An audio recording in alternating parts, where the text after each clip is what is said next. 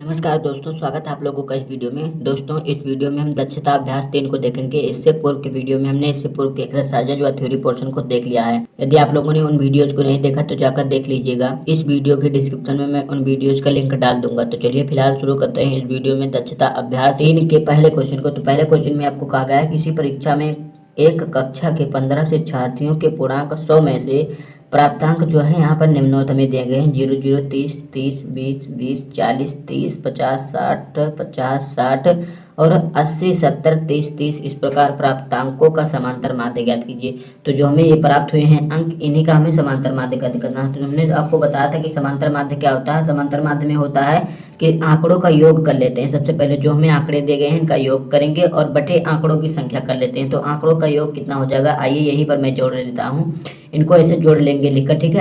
आप जिस प्रकार जोड़ सके, तो मैं पहले इकाई वाला जोड़ लेता हूँ। तो यहाँ पर 0 0 0 0, तो देख सकते हैं सब में 0 है। तो यहाँ पर मैं लिख देता हूँ, यहाँ पर टोटली 0 ही आ जाएगा आप लोगों का, ठीक है। ये हमने पेज पर लिख दिया 0।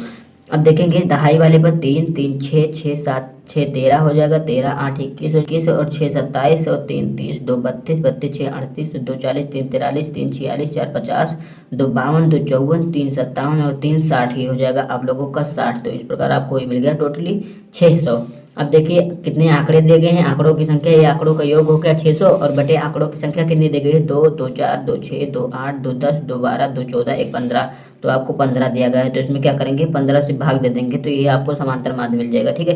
तो 15 चौकू 60 हो जाएगा। तो ये 4 आ गया, 1 0 बचा हुआ है। तो इस पर आपका समांतर माध्य जो हो जाएगा 40, ठीक है। तो दक्षता अभ्यास का पहला क्वेश्चन ये हो गया। देखेंगे दूसरे क्वेश्चन में आपको कहा गया है 10 बालिकाओं के भार किलोग्राम में क्रमशः 40 42 41 38 36 35 42 37 35 35 किलोग्राम है।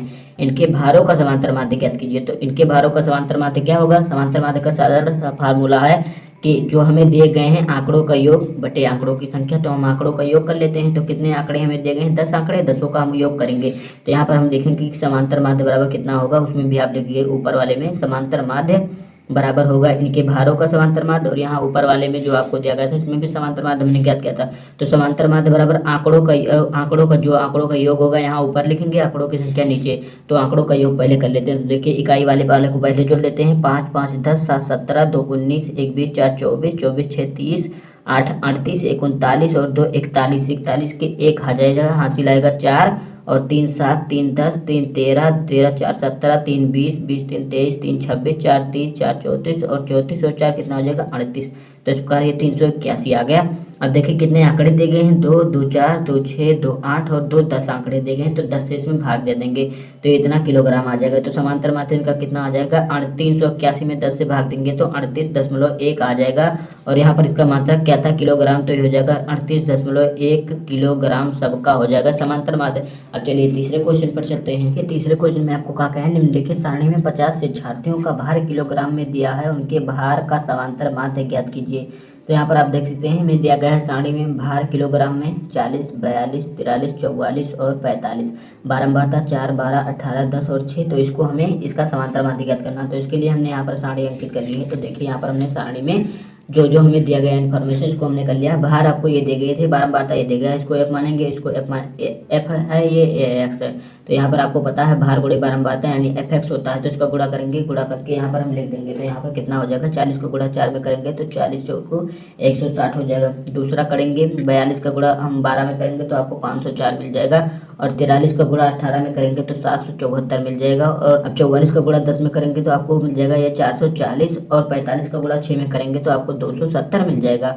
और इनका सारा का योग आप करेंगे तो आपको ये योग मिल जाएगा 2148, ठीक है। और इनका योग कितना आ जाएगा, इनका योग आपको मिल जाएगा 50 की। और समांतर माध्य बराबर क्या होता है, यहाँ पर मैं फार्मूला लेकर ये इसका हल कर देता हूँ, ठीक है। ये हो जाएगा समांतर माध्य इनका हो जाएगा, हमने आपको बताया था सिग्मा एफ एक्स और बटे सिग्मा एफ हो जाएगा, ठीक है। सिग्मा एफ हो जाएगा, यही इनका समांतर माध्य होगा। तो सिग्मा एफ एक्स कितना आया है आपका, ये आया है 2148 के। और सिग्मा एफ आपका कितना आया है 50 आया। तो इसमें 50 से भाग दे दीजिए। तो आप 50 से भाग देंगे तो आपको यहाँ पर मिल जाएगा 42.96, यही आप लोगों को इनका मिल जाएगा। 42.96 क्या दिया गया था, भार दिया गया था, किसमें दिया गया था, किलोग्राम। तो तो ये इनका समांतर माध्य हो जाएगा 42.96 किलोग्राम। देखेंगे आप चौथे क्वेश्चन में आपको कहा गया है निम्नलिखित बारंबारता बंटन का समांतर माध्य ज्ञात कीजिए। तो इसी प्रकार आप लोगों को इसका भी करना है। तो आइए इसे भी मैं करके आपको दिखा देता हूँ। तो देखिए दोस्तों, ये रहा आपका अगला क्वेश्चन। अगले क्वेश्चन में आपको यहाँ पर ऊंचाई सेंटीमीटर में दी गई है। बारंबारता एफ हमने माना है, इसको हम एक्स माने हैं। और यहाँ पर आपको पता है ऊंचाई गुणे बारंबारता यानी एफ गुणे एक्स रहता है, तो इसका गुणा इसमें करेंगे और यहाँ पर हम लिखेंगे। ठीक है, तो इसका गुणा इसमें करिए आप लोग, तो कितना आ जाएगा, ये आ जाएगा 427.5, दूसरा आ जाएगा 717.5, तीसरा मिल जाएगा 1011.5, चौथा 1018.5 और पांचवा आपको मिल जाएगा 439.5, छठा आपको मिल जाएगा 295.0। और इनका जब आप योग करेंगे, यहाँ पर आप सबका योग करेंगे, जोड़ेंगे इनको, तो आपको मिल जाएगा 3909.5 और इसका योग करेंगे तो यहाँ पर आपको 27 मिल रहा है। और इसका समांतर माध्य कितना हो जाएगा, हमने आप लोगों को फार्मूला बताया था। इस प्रकार जब अवर्गीकृत आंकड़े दिए रहते हैं तो इनका समांतर माध्य क्या होता है, समांतर माध्य बराबर होता है सिग्मा एफ एक्स और बटे एफ एक्स के, ये वाला ये सिग्मा एफ के। ठीक है, तो सिग्मा एफ एक्स कितना दिया गया है आप लोगों को, 3909 आपने ज्ञात किया है 0.5 और बटे 27 आ जाएगा। तो 27 से 3909.5 में भाग देंगे तो आप लोगों को मिल जाएगा ये 144.8 और क्या दिया गया है, इकाई आपको सेंटीमीटर दी गई है। तो यहाँ पर आप 144.8 सेंटीमीटर लिख सकते हैं। ठीक है, तो इस प्रकार आप लोगों को चौथा क्वेश्चन कंप्लीट होगा। आप चलिए पांचवें क्वेश्चन पर चलते हैं। तो पांचवें क्वेश्चन में आप देख सकते हैं आपको क्या कहा गया है। पांचवें में कहा गया है नीचे दी गई तालिका में किसी क्षेत्र के एक वर्ष में विभिन्न खाद्यान्नों के उत्पादन के आंकड़े दिए गए हैं, आंकड़े का पाई ग्राफ द्वारा निरूपण कीजिए। तो इसको हमें पाई ग्राफ द्वारा निरूपित करना है कि पाई ग्राफ द्वारा कैसे निरूपित किया जाएगा। तो इसको हमने अभ्यास 3A में भी बताया था, आइए यहाँ पर भी बता देता हूँ मैं। तो देखिए दोस्तों, इसका पाई ग्राफ पर निरूपण करने के लिए हम क्या करेंगे, इसको हमने एक वृत्त मान लिया, मान लीजिए इसको हमने प्रकार से खींचा है, ये एकदम गोल बना हुआ है। ठीक है, ये केंद्र हो गया इसका। अब देखेंगे हमने आपको बताया था कि कैसे ज्ञात करेंगे केंद्रीय प्रवृत्त की जो हमें दिया गया है, जो आंकड़ा दिया गया है, ये 4 दिया गया है यानी, और 4 कितने में दिया गया है, हमें 4 दिया गया है, इसका सबका योग कर लीजिए, 4 बटे सबका योग यानी 4 4 8, 8 और 6 14, 10 24, 24 और 12 कितना हो जाएगा, 36 के करीब हो जाएगा लगभग। यहाँ पर आपका आ जाएगा 36। ठीक है, तो ये हो गया 36, 4 ये हमने ले लिया और इन सारे का योग ले लिया 36 और गुणे, क्योंकि इस पर 360 अंश का कोण बनता है तो 360 अंश से इसमें गुणा कर देंगे तो 36 धाम 360 हो जाएगा और 4 गुणे 10 बचा, तो 4 गुणे 10 इस प्रकार आपका 40 अंश आ जाएगा। ठीक है, तो यहाँ पर हो जाएगा ये 40 अंश, पहला हम कर देते हैं 40 अंश। 40 अंश में क्या हो जाएगा, क्या दिया गया हमें, मक्का दिया गया, तो यहाँ पर हम लिख देंगे कि 40 अंश में मक्का हो जाएगा। दूसरा देखेंगे फिर 40 4 दिया गया है तो इसका भी ज्ञात करेंगे तो उसी प्रकार आपको ये भी मिल जाएगा, तो ये भी मिल जाएगा, तो यहाँ पर भी हम 40 बना देते हैं। ठीक है, तो कितना आ जाएगा, ये मटर है तो यहाँ पर हम मटर लिख देंगे।